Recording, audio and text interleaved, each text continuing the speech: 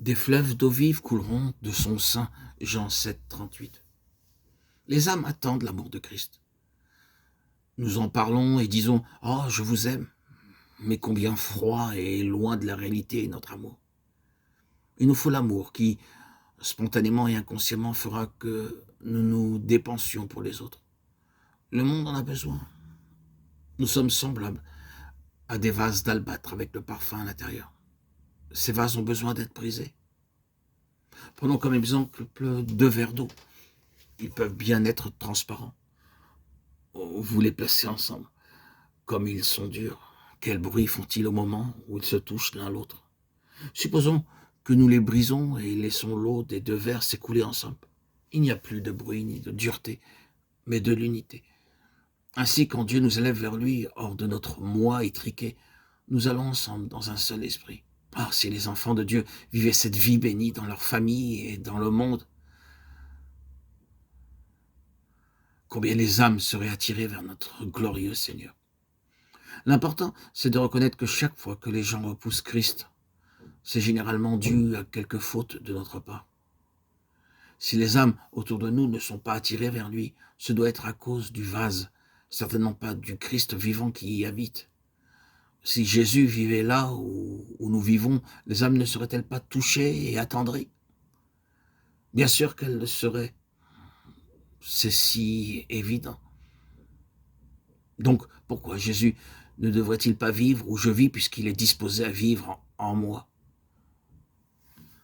Maintenant, sans discuter sur ce sujet, sans le définir, disons simplement par la foi, je prends sa mort comme la mienne.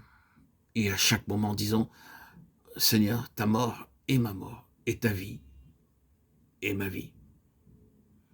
Après que Dieu a dirigé sa lumière pour nous sonder et nous a montré ce que nous sommes, n'est-ce pas un soulagement intense que de retourner au calvaire?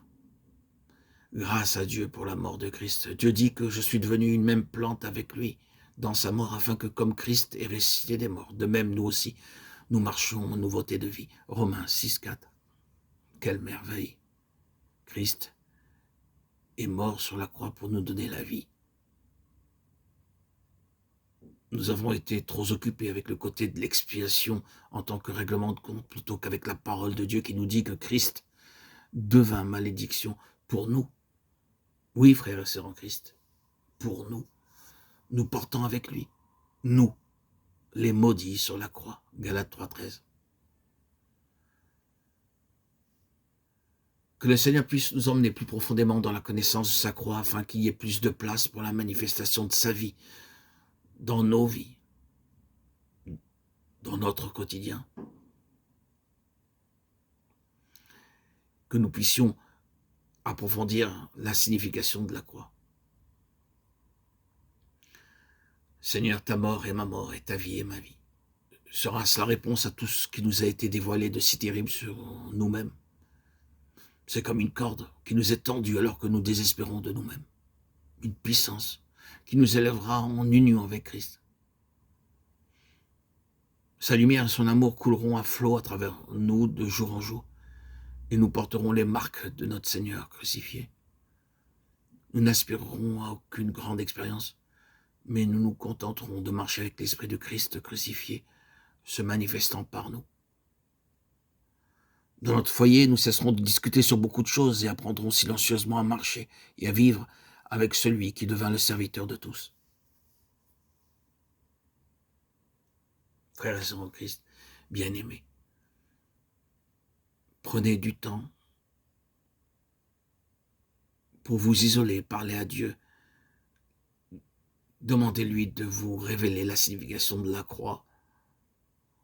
Intégrez cette signification immense qu'a été la croix pour nous.